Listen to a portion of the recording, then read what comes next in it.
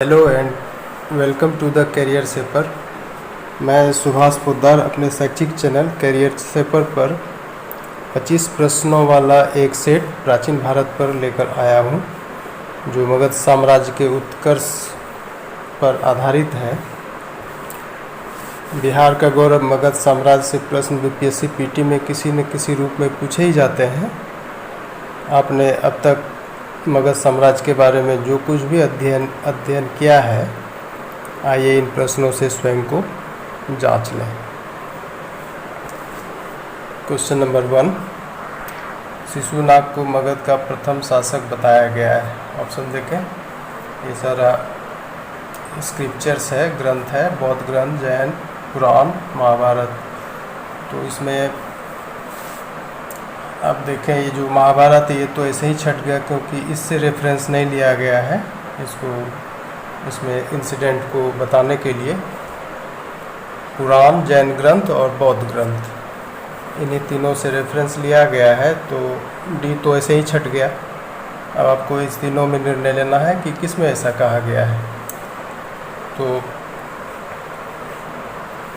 पुराण में और बौद्ध ग्रंथों में ये एक मैटर ऑफ डिस्कशन बना रहा कि हर्यक पहले या शेषुनाग वंश पहले।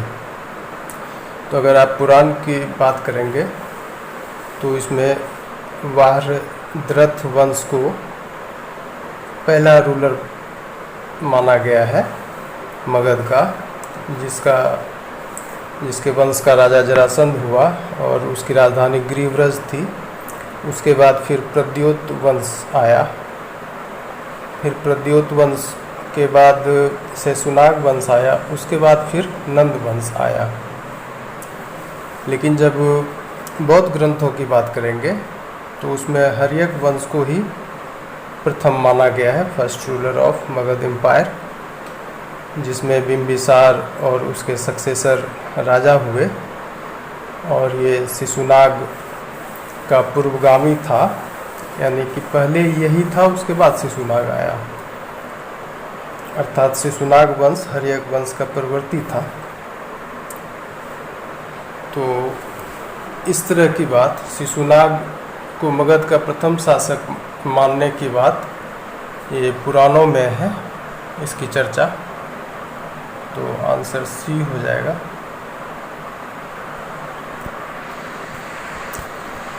टू देखें, वैशाली को सर्वप्रथम किसने जीतकर मगध में मिलाया। ये अच्छा क्वेश्चन है। वैशाली, अब देखें ऑप्शन बिंबिसार, अजातशत्रु, उदयन, अशोक। तो ये बिंबिसार तो विवाह और कूटनीति का सहारा लेकर के वो राज किया लगभग 52 वर्ष तक, और वो चेटक पुत्री से शादी करके मगध साम्राज्य का जो उत्तरी सीमा था उसको सुरक्षित भर किया था। लेकिन ये अजातशत्रु ही था जो वैशाली को बिल्कुल जीत कर अपने एम्पायर में मर्ज कर लिया, उसका विलय कर दिया, मिला लिया। तो इसका आंसर अजातशत्रु हो जाएगा, बी। अब देखें, बिंबिसार को श्रेणी कहा गया है। अब ये उपनाम रखा गया बिंबिसार का, श्रेणी। तो इस तरह की बात किस में की गई, पुराणों में, जैन साहित्य में, बौद्ध ग्रंथों में या उपनिषद में। तो आपको हमेशा इसमें इसी तीनों पर नज़र रखना है, पुराण, जैन साहित्य और बौद्ध ग्रंथ। चौथा का रेफरेंस इसमें है ही नहीं। तो चलिए इसमें 3 ही डिसाइड कीजिए कि बिंबिसार का उपनाम श्रेणी रखा गया, ऐसा किस में वर्णित है। तो इस तरह की बात जैन साहित्य में की गई है। आंसर बी हो जाएगा।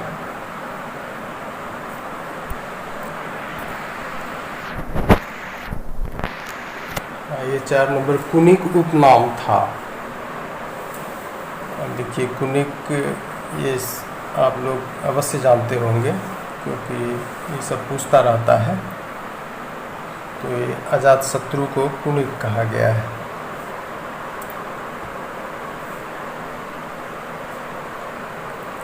और इस तरह से अगर देखेंगे उपनाम भी चलता था, जैसे कि उदायन को उदयभद्र भी बोलते हैं, कालाशोक को काकवर्ण भी बोलते हैं, और कुनिक इसका अजातशत्रु का उपनाम था।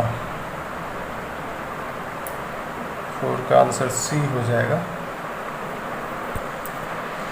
5 नंबर वैशाली को मगधमपुरम कहा गया है। अब ये देखिए, ये जो भी ग्रंथ वगैरह लिखे गए उस समय, तो उसके अनुसार ही क्वेश्चन बनता है। तो वैशाली को मगधमपुरम कहा गया है। तो इस तरह की बात किसमें की गई है? तो इसका आंसर हो जाएगा सुत्त निपात में ऐसा कहा गया है। और ये जो पहला ऑप्शन दीपवंश है, दीपवंश में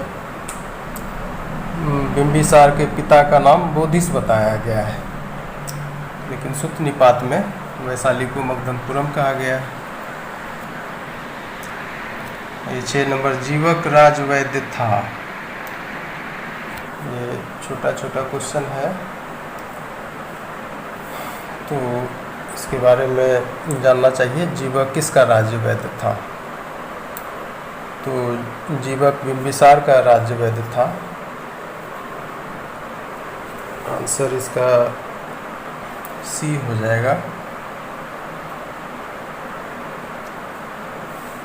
अब देखिए, जब ये प्रद्योत जो अवंती का राजा था, बहुत शक्तिशाली राजा था, ये उसको जब पांडु रोग हुआ था, तो बिंबिसार उसको अपना राज्य वैद्य से उसका मेडिकेशन करवाया था, उसकी शुश्रूषा करवाई गई थी जीवक के द्वारा। इसका आंसर हो गया सी।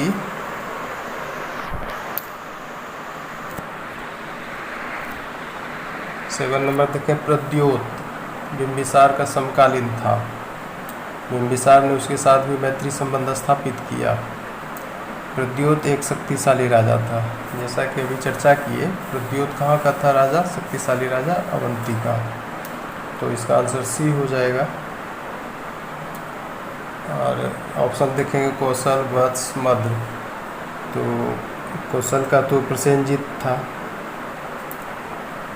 लेकिन अवंती का राजा प्रद्योत था। इसका आंसर सी हो जाएगा, अवंती। 8 नंबर में किसके साथ विवाह करके बिंबिसार ने मगध की उत्तरी सीमा को सुरक्षित किया? तो ये चारों जो ऑप्शन है, क्षेमा, चेलना, महाकोसला, वाजीरा। अब देखें, ऐसे तो बिंबिसार प्रमुख रूप से 3 शादी उसका फेमस है। जैसे कि पहली शादी उसने चेलना से की, या छलना भी उसको बोला जाता है। वो चेटक की पुत्री थी, जो लिच्छवी गणतंत्र के शासक थे चेटक, उसकी बेटी थी चेलना। तो उससे शादी किया पहली बार, पहली जो प्रमुख शादी थी उसके साथ। फिर दूसरी शादी उसकी हुई महाकोसला के साथ, जो प्रसेनजीत की सिस्टर थी, बहन थी। कौशल नरेश प्रसेनजीत की बहन महाकोसला। और ये क्षेमा जो है, तीसरी शादी क्षेमा के साथ हुई है, और ये कुरु के समीप एक मद्र देश हुआ करता था, उसकी राजकुमारी थी। तो और ये वाजीरा जो है, वाजीरा का संबंध बिंबिसार से नहीं है। वाजीरा प्रसेनजीत की पुत्री थी, जिसका विवाह अजातशत्रु के साथ किया गया था। तो वाजीरा तो होगा नहीं। ये ऊपर का 3 उसकी पत्नी थी, लेकिन मगध की उत्तरी सीमा को सुरक्षित किया किसके साथ विवाह करके? तो इसका आंसर चेलना हो जाएगा। 8 का बी हो जाएगा आंसर। बुद्ध घोष के अनुसार क्वेश्चन नंबर 9, बुद्ध घोष के अनुसार बिंबिसार के साम्राज्य में कितने गांव थे? अब देखें, बिंबिसार का राज्य क्षेत्र बहुत बड़ा हो गया था और इस प्रकार से उसके साम्राज्य में 80,000 गांव थे।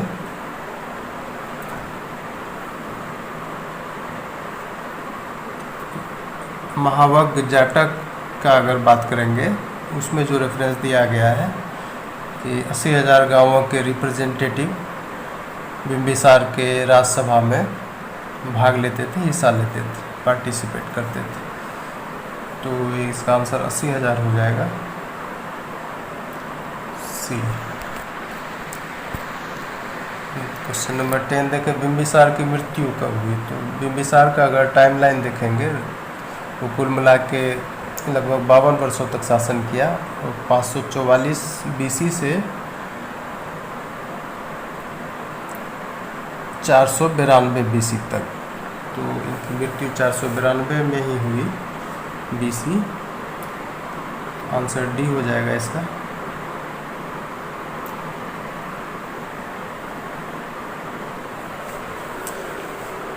और अगर बौद्ध जैन ग्रंथों का हवाला दिया जाए तो अजातशत्रु अपने पिता बिंबिसार को कैद कर लिया और कारागृह में ही उसको गंभीर यातनाएं दी गई, उसके बाद उसकी मृत्यु हो गई।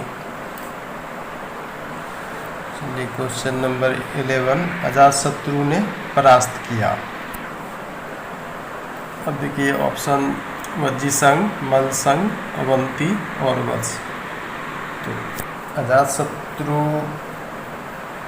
वज्जीसंघ को परास्त किया, यानी कि जो लिच्छवी गणराज्य था, जिस वज्जीसंघ का ये हेडक्वार्टर वैशाली था उस समय, और वज्जीसंघ से मनमुटाव बिंबिसार के समय से ही था। तो अजातशत्रु के टारगेट पर था ही और वज्जीसंघ पर आक्रमण किया महात्मा बुद्ध से परामर्श लेकर, जिन्होंने बताया था कि वज्जीसंघ बहुत मजबूत है और उसमें भेद ला करके, यानी उसमें फूट डाल करके ही आप उसको परास्त कर सकते हैं। तो अजातशत्रु ने वैसा ही किया, तो वज्जीसंघ पर विजय पाई। और फिर मल्लसंघ हो गया, जो पूर्वी उत्तर प्रदेश का भाग था, वहाँ मल्लसंघ काम करता था, उसका फेडरेशन था। और फिर अवंती के साथ उसका भी युद्ध नहीं हो पाया, अजातशत्रु का भी, क्योंकि प्रद्योत बहुत शक्तिशाली था, अजातशत्रु भी शक्तिशाली था, लेकिन दोनों एक दूसरे से भय खाता था। लेकिन अजातशत्रु जब कौशल अभियान पर था तो उसी समय प्रद्योत इस पर आक्रमण करने का प्लान बना रहा था। हालांकि वैसा कुछ नहीं हुआ, अंत में दोनों में सुलह हो गया, मगध और अवंती में। तो ये भी नहीं होगा। वत्स तो अवंती के अधीन ही था और वत्सराज उदयन के साथ अपनी बेटी पद्मावती का विवाह भी कर दिया था, तो ये भी नहीं होगा, अवंती भी नहीं होगा, और वज्जी और मल्ल होगा। ये ए और बी दोनों सही है, तो आंसर आपका ई चला जाएगा। यानी ये भी सही हुआ और ये भी सही हुआ, आंसर होगा ई। क्वेश्चन नंबर 12 देखें, किस मगध सम्राट ने वेलुवन नामक उद्यान बुद्ध तथा संघ के निमित्त प्रदान कर दिया? वेलुवन ऐसे याद रखने के लिए वेलुवन देखें तो आप बिंबिसार समझ जाइए। बिंबिसार ही था मगध सम्राट, जो महात्मा बुद्ध का मित्र और संरक्षक था। और विनय पिटक के अनुसार बिंबिसार बुद्ध धर्म को अंगीकार किया, यानी दीक्षित हुआ उसमें, जब वो महात्मा बुद्ध से मिला उसके बाद। और तब उसके बाद फिर ये वेलु वन उसको ऑफर किया, बुद्ध तथा संघ को। तो इसका आंसर ए हो जाएगा। क्वेश्चन नंबर 13, अजातशत्रु के शासनकाल के डैश वर्ष में बुद्ध को महापरिनिर्वाण प्राप्त हुआ। अब देखिए बुद्ध अपना शरीर कब त्यागे, और अजातशत्रु उस समय शासन कर रहा था। तो अजातशत्रु का ठीक 8वें शासनकाल के ठीक 8वें वर्ष में ऐसा हुआ है, बुद्ध अपना शरीर त्यागे हैं, महापरिनिर्वाण हुआ उनका। तो इसका आंसर बी हो जाएगा। क्वेश्चन नंबर 14, किसके शासनकाल में बुद्ध की शिक्षाओं को 2 पिटकों में विभाजित किया गया।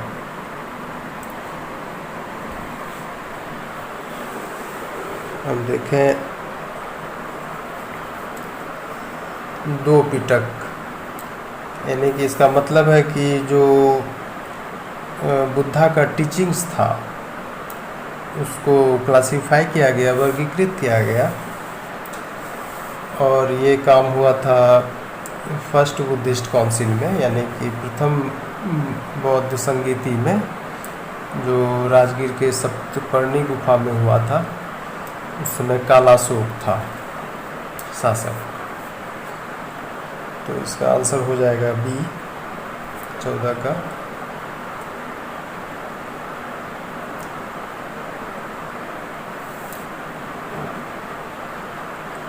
सॉरी, कालाशोक हम बोल दिए, अजातशत्रु था उस समय शासक।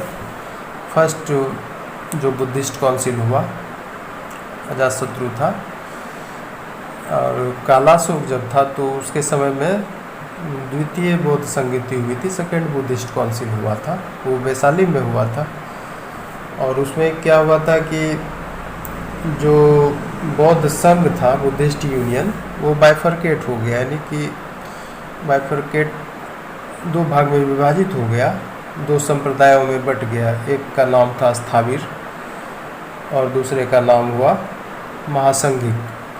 यही स्थाविर जो सेक्ट था वो बाद में हीनयान कहलाया, और महासंघिक बाद में महायान कहलाया।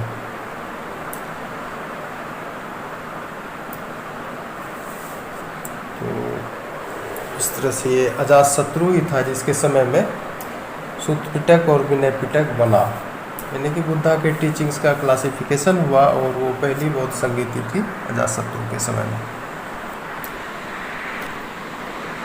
क्वेश्चन नंबर 15, उदायीन को पितृभक्त कहा गया है। देखिए उदायीन तो अजातशत्रु का बेटा था, और ऐसा माना जाता है कि ये पिता को मार के बेटा फिर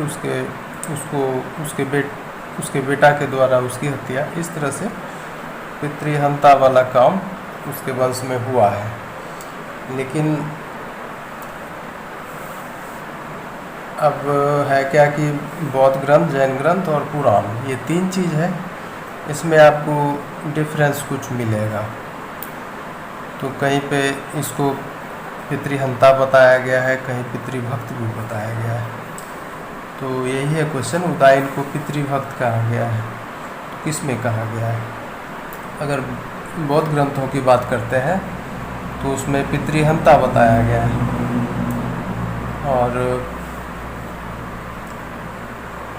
जैन ग्रंथ की अगर बात करेंगे तो परिशिष्ट पर्वन के अनुसार उसको पितृभक्त बताया गया है।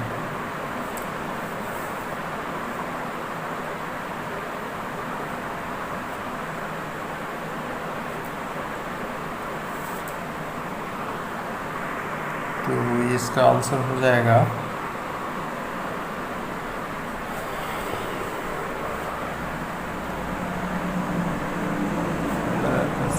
कुरान में भी ऐसा बोला गया है कि उसको उदायीन को पितृभक्त बताया गया है।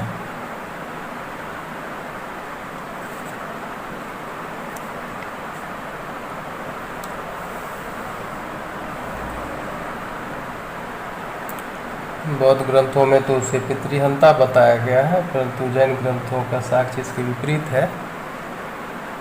और परिशिष्ट प्रबंध के अनुसार वो पितृभक्त था। तो इसका आंसर हो जाएगा जैन ग्रंथ।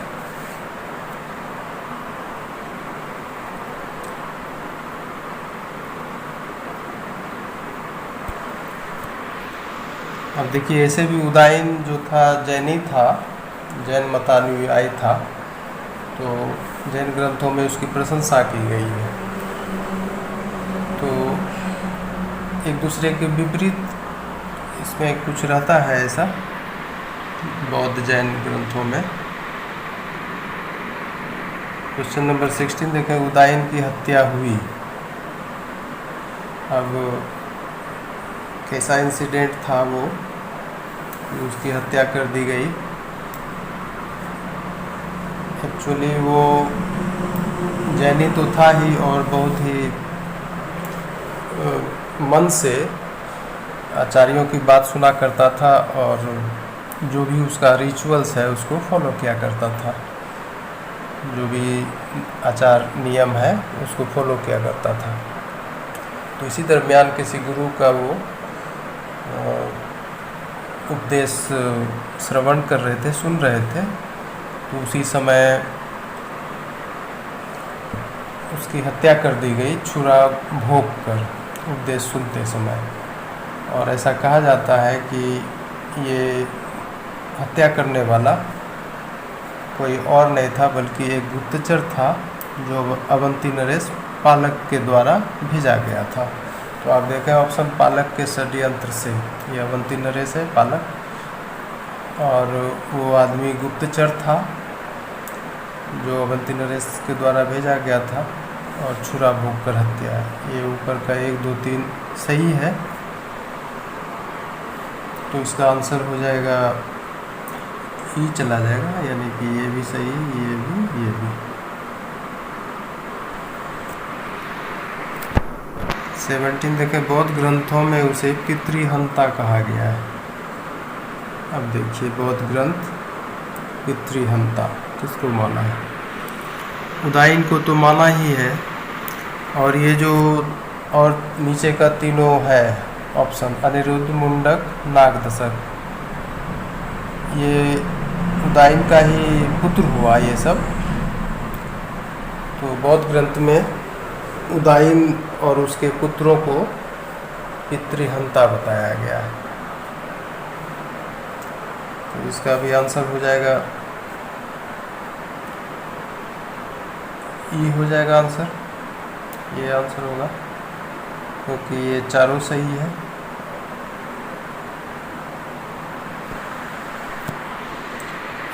क्वेश्चन नंबर 18 देखिए, नागदशक को दर्शक कहा गया है। नागदशक को दर्शक बताया गया है, पुराणों में ऐसा कहा गया है। और नागदशक कौन था? ये हर्यक वंश का अंतिम शासक था मगध साम्राज्य में। तो पुराण इसको दर्शक बताया है। पुराण में इसकी चर्चा दर्शक के रूप में की गई है। 18 का ए हो जाएगा आंसर। 19 देखें, शिशुनाग प्रधान सेनापति था। तो शिशुनाग जो शिशुनाग वंश का हुआ, मतलब फाउंडर, और ये प्राइम मिलिट्री कमांडर था, सेनापति, यानी चीफ कमांडर, मिलिट्री कमांडर था। किसका था? तो ये जो हर्यक वंश का अंतिम राजा हुआ मगध साम्राज्य में, उसका ये प्रधान सेनापति था, नागदशक का। आंसर डी होगा।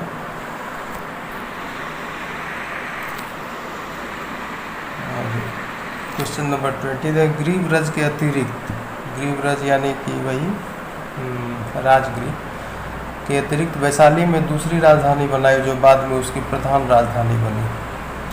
अब देखिए, मगध साम्राज्य में ऐसा भी राजा हुआ जो दो दो राजधानी अपने लिए बनाए हुए था, एक ग्रीव्रज यानी राजगीर, दूसरा वैशाली में।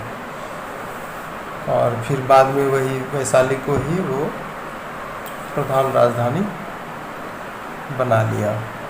तो ऐसा किसके शासन में हुआ था? ये शिशुनाग के समय में ऐसा हुआ था। आंसर बी हो जाएगा। 21 देखें, पाटलिपुत्र में ही मगध की राजधानी रही। अब देखिए, मगध की राजधानी उदयन के समय वो पाटलिपुत्र नगर बनाया और सोन और गंगा के संगम पर उसको राजधानी बनाया। राजगृह से हटा के राजधानी अपना यहाँ लाया। फिर उसके बाद जो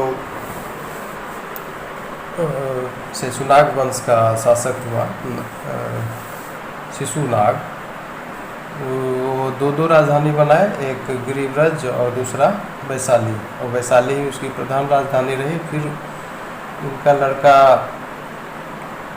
जो था कालाशोक, वो फिर उसको पाटलिपुत्र को ही राजधानी बनाया। और कालाशोक के बाद से ही पाटलिपुत्र मगध की राजधानी रह गई। उसके बाद जो भी शासक आया तो उसी को राजधानी मान के चला, वहीं से काम किया। तो इसका आंसर हो जाएगा सी, कालाशोक के बाद से। अब देखिए, गलत कथन पहचाने। ऑप्शन देखें, बुद्धकालीन राजतंत्रों में मगध ही सर्वाधिक शक्ति संपन्न साम्राज्य हुआ। ये बात सही है। जो बुद्धा पीरियड का ये था, मोनार्की था, राजतंत्र, उसमें मगध ही एक ऐसा साम्राज्य था जो कि सबसे अधिक शक्तिशाली था हर मामले में, सैन्य हो या अर्थ हो, किसी भी रूप में वो बहुत शक्तिशाली था, संपन्न था। मगध की सुरक्षा भित्ति का कार्य पहाड़ों एवं नदियों ने किया। ये बात भी सही है। अब देखिए कि गिरिव्रज यानी राजगृह तो पहाड़ों से घिरा हुआ ही है, और फिर ये गंगा नदी, ये दो चीज़ मगध की सुरक्षा भित्ति का कार्य किया, मतलब बिल्कुल सेफ था। ये भी सही है। अब सी देखें, मगध क्षेत्र में कच्चा लोहा और तांबा जैसे खनिज पदार्थों की बहुलता थी। ये भी बात सही है।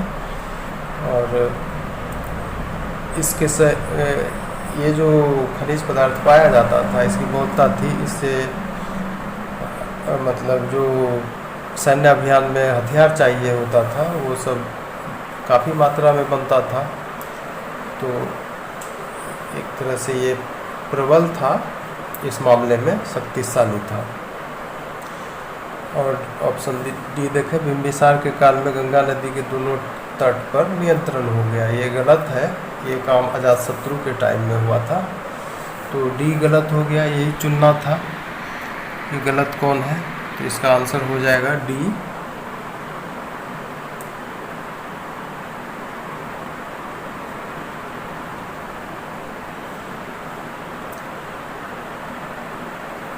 बाईस का हो जाएगा डी। देखिए 23, कल्पक था। ये कौन आदमी था? कल्पक नाम का आदमी। तो एक जैन मंत्री हुआ करता था उस समय, और ये पहला जैन मंत्री था जो नंद शासन में बनाया गया था। तो ये सही है, ए ऑप्शन। और बी देखें, क्षत्रियों के विनाश में महापद्मनंद का सहयोगी। ये भी सही है। ये जो जैन मंत्री था, पहला जैन मंत्री, और नंद वंश का विनाश की जो योजना महापद्मनंद ने बनाई थी, उसमें इनकी मंत्रणा बहुत काम किया। तो उसका सहयोगी था क्षत्रियों के विनाश में, बी भी सही है। उदयन का जैन मंत्री महापद्म नंद का प्रधान सेनापति, ये दोनों गलत है। तो आंसर इसका हो जाएगा ई। ए और बी दोनों सही है, ये भी सही हुआ और ये भी सही हुआ। इस तरह से आंसर इसका ई जाएगा। 24 नंबर देखें, नंदों को अज्ञात कुल का बताया गया है।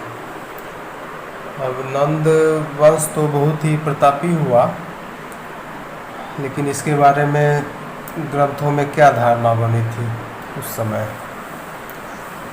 तो अगर विष्णु पुराण की बात करेंगे तो उसमें कहा गया है कि महानंदी की शूद्रा से उत्पन्न महापद्म अत्यंत लोभी तथा बलवान एवं दूसरे परशुराम के समान सभी क्षत्रियों का विनाश करने वाला होगा, ऐसा उसमें लिखा गया है।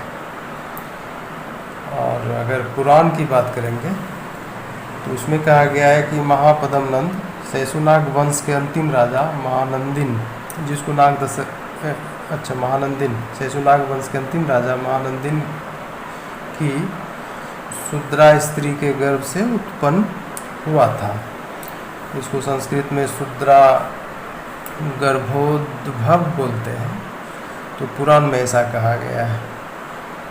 और फिर अगर आप जैन ग्रंथ परिशिष्ट परमन का बात करेंगे तो उसमें कहा गया कि वह नापित पिता और वेश्या माता का पुत्र था। नापित मतलब नाई से है, नाई जाति से। और एक रेफरेंस है आवश्यक सूत्र, उसमें उसको नापित दास बोला गया, यानी कि नाई का दास। अगर आप फिर महावंश टीका का बात करेंगे, उसका रेफरेंस लेंगे तो उसमें दिया गया है कि ये अज्ञात कुल का था, जो डाकुओं के गिरोह का मुखिया था। तो आंसर आपका इस तरह से हो जाएगा महावंश टीका। 24 का डी हो जाएगा। 25 नंबर देखें, नंद शासन का महत्व इस रूप में था। तो नंद शासन का इम्पोर्टेंस है बहुत अच्छा, क्योंकि हर मामले में उसका दबदबा था उस समय।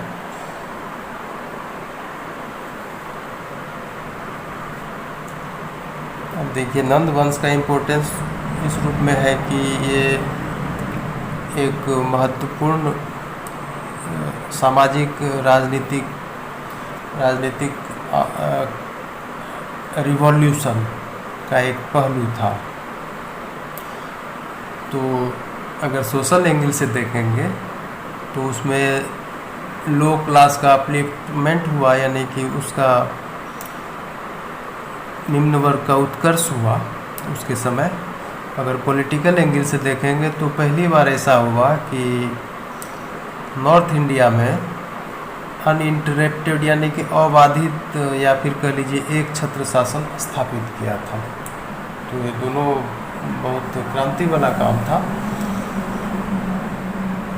इस तरह से वो राजनीतिक रूप से बहुत ही शक्तिशाली और आर्थिक रूप से काफ़ी समृद्ध एम्पायर था। और उसका जो ट्रेड था, यानी व्यापार, वो हिमालय पार के देशों से था। और साइबेरिया से स्वर्ण का आयात भी कराता था।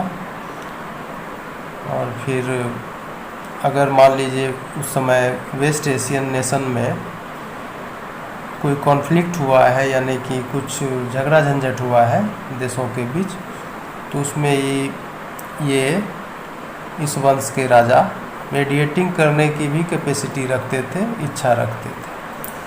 तो इस तरह से ये बहुत इम्पोर्टेंट था इसका शासन।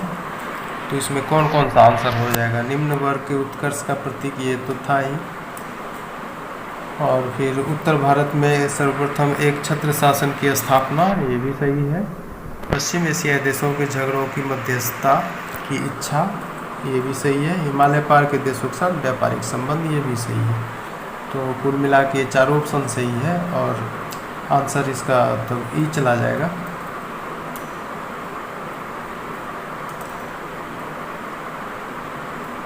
तो इसका आंसर हो जाएगा ई।